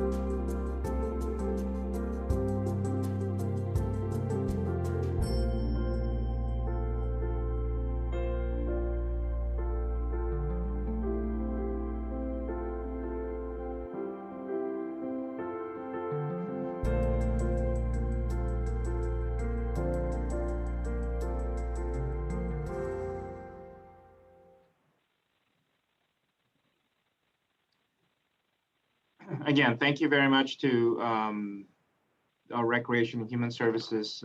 Thank you, Director Santin, for doing a great job for this program and helping out the people that are most in need, especially at a time like this. So thank you very much for providing that. Lastly, we do have flyers for you, and this is for the free walk-up COVID-19 testing here in the city of Gardena. It's located at Raleigh Park. Address is 13220 Van Ness Avenue. It's open every Tuesday, Thursday, and Saturday from 9 a.m. to 3 p.m. There's no appointment needed. You can just walk up and you can get your results in 24 to 48 hours. To make an appointment, simply visit www.360clinic.md. The things that you should know: registration is required before testing, and nasal swab is used for the most accurate results. Patients must park in the parking lot. Surrounding area is permit parking only. Results will be sent via email or text, and face coverings are required. No mask, no testing. And Madam Mayor, that concludes my communication. Okay, thank you. All right, next up are council remarks. We're going to begin tonight with Councilmember Francis.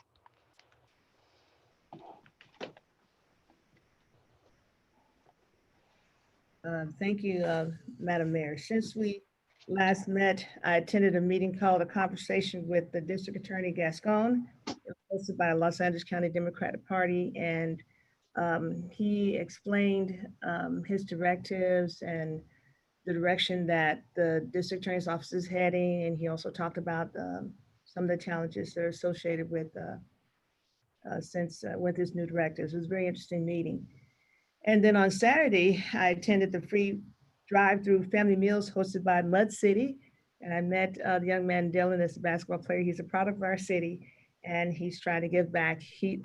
I got there about halfway through the process, and they were all out of food. He told me that they gave away 200 meals in about 20 minutes.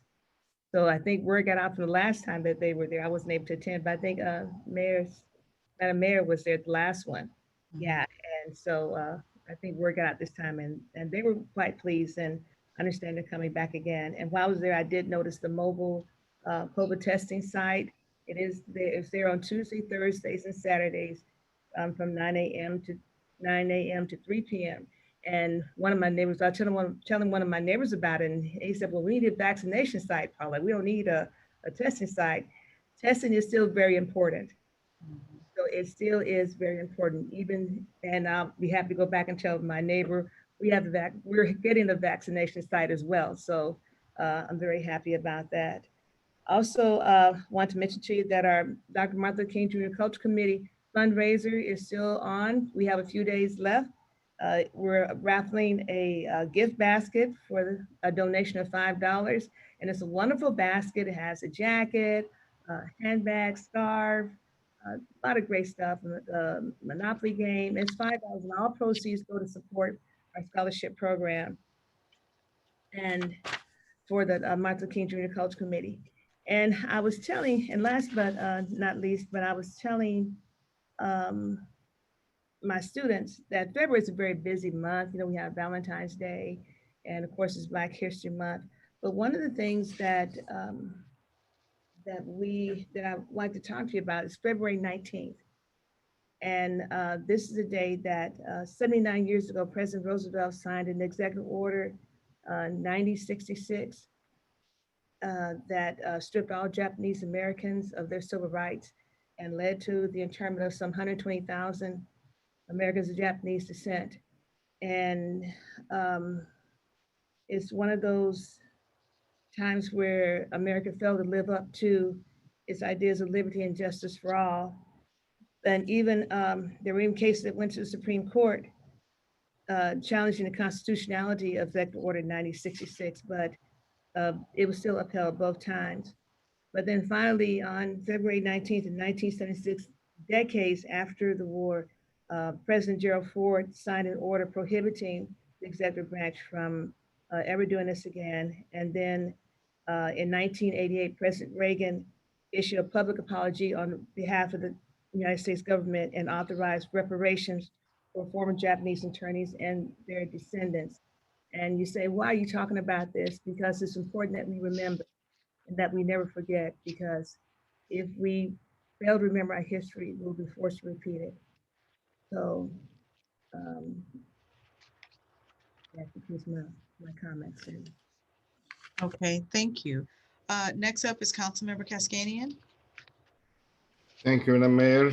I don't have much to report other than saying that since I start volunteering to transport seniors back and forth to get vaccination, in total mileage I drove about over 500 to 600 miles.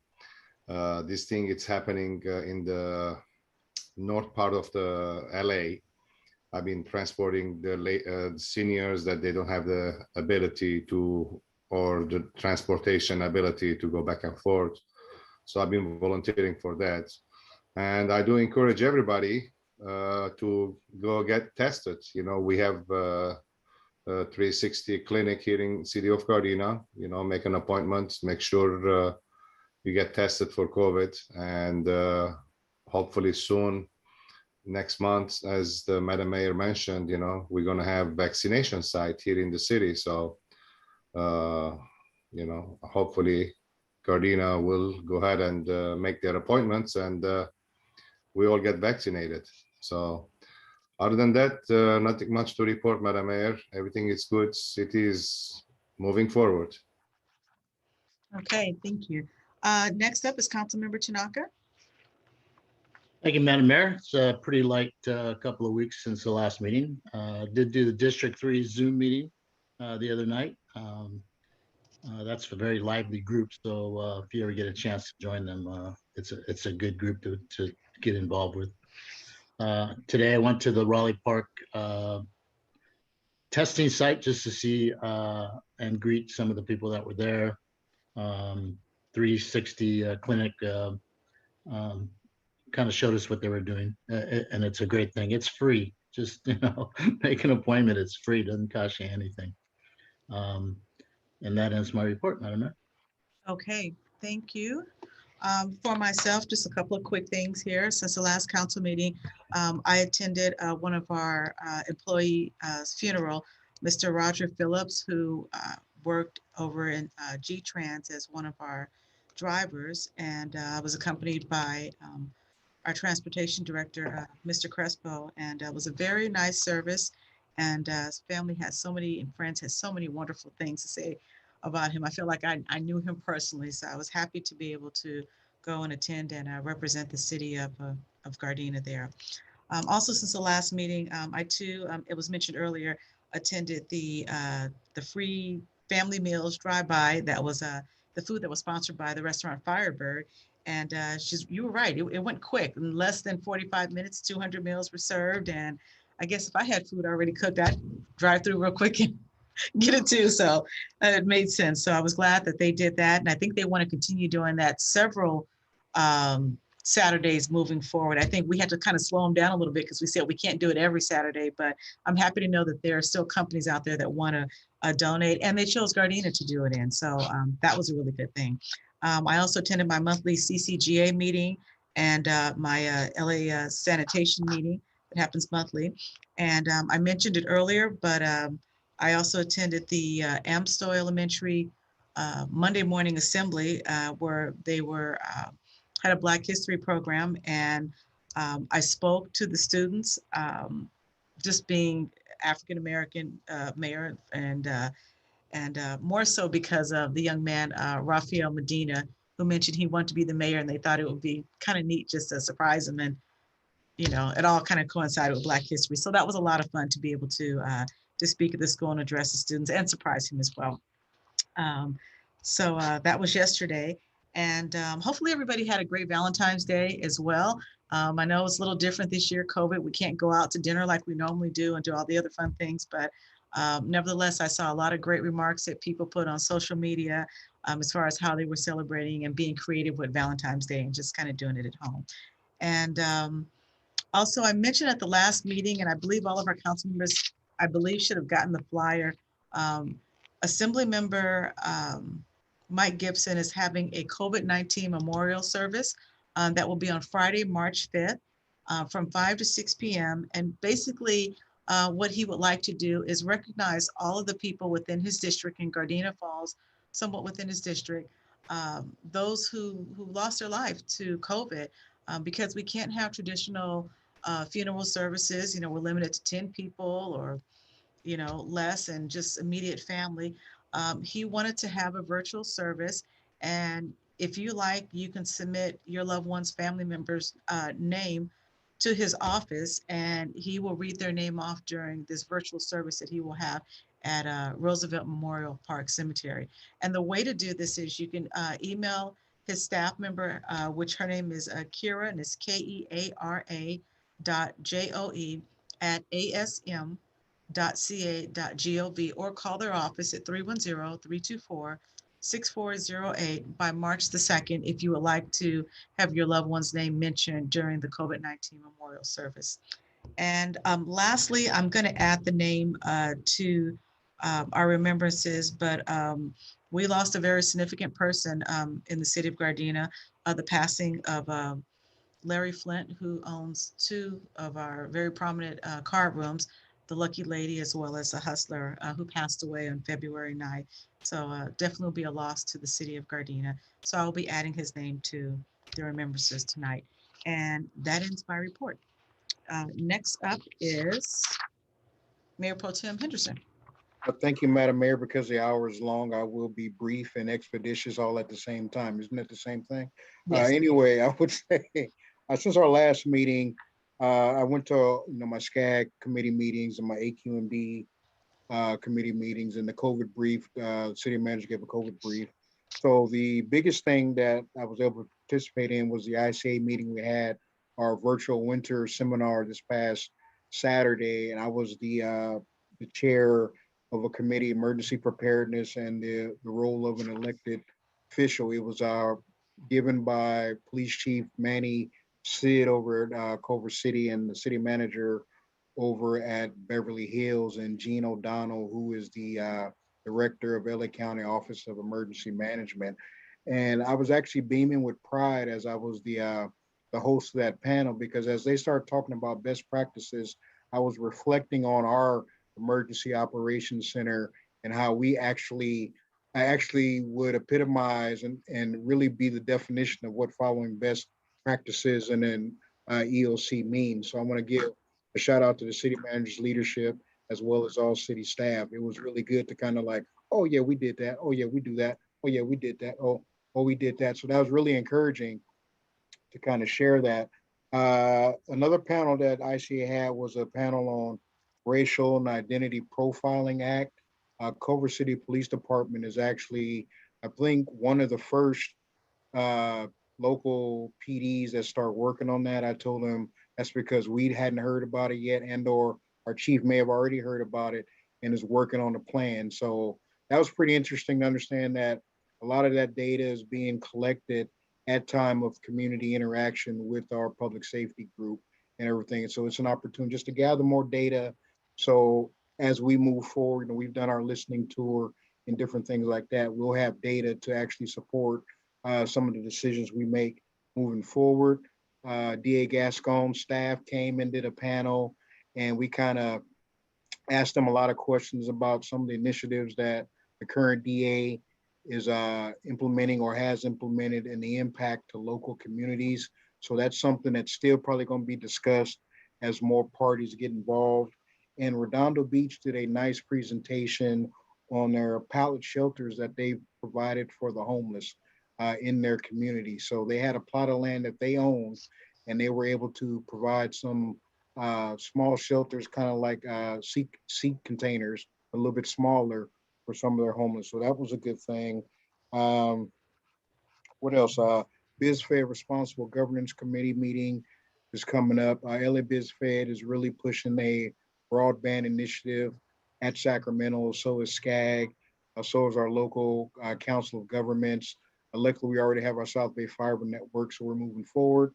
Also want to thank city staff for helping me pilot the second phase of our paperless initiative. So for my colleagues, I no longer get any envelopes in our reports in a physical format. I get all electronic at this point in time, just to see how this is going to work and save our staff some trip and everything like that, unless it's some real pertinent information. So Madam Mayor, so ends my report. Not recommending that for everybody, but I'm just seeing how it works to see if it's something that we can incorporate, maybe put all our documents in a shared repository somewhere, so we don't have to have all these papers flying around. And because especially when you're trying to throw them away, some of it may be sensitive materials, you may or may not have a shredder, and you just don't want our information just in the garbage for anybody just to kind of look at. So that's it for my report. Thank you. Okay, thank you very much. Just under announcements, I just want to reiterate one more time that we have the walk-up COVID-19 testing, which will be every Tuesday, Thursday, and Saturday from 9 a.m. to 3 p.m. at Raleigh Park, which is located at 13220 Van Ness Avenue, where you'll get the results in 24 to 48 hours. Make sure you go to their website to schedule an appointment at www.360clinic.md, and this will be continuing for a while. So we'll probably keep mentioning this periodically. Moving on to our remembrances tonight. Tonight we're going to adjourn in memory of Mr. Robert Bob Horry, 89 years of age, beloved, longtime resident of Gardena. At the age of 11, Mr. Horry and his family were relocated to the Gila River Internment Camp in Arizona for the duration of World War II. He served in the Army Corps of Engineers during the Korean War, and he had a 43-year career in the City of Los Angeles Bureau of Engineering. Mr. Horia and his wife, Mary, were married for 61 years. Mr. Horia was also very active in many civic organizations in the Japanese American community, including serving as the past president of the Gardena Evening Optimist Club and the Gardena Valley Japanese Cultural Institute. We're also going to adjourn in memory of Mr. Larry Flint, owner of 2 of our card rooms, the Lucky Lady, as well as the Hustler. So at this time, moving on to our adjournment, the Gardena City Council will adjourn to our next closed session portion of our city council meeting at 7 p.m., followed by our regular city council meeting, which will be at 7:30 on Tuesday, March 9th, 2021. We are adjourned. All right. Good evening, everyone. Good Good night, everyone. Good night, everyone. Be safe. Good night. Yeah, Pray for Tiger. Yeah. for sure.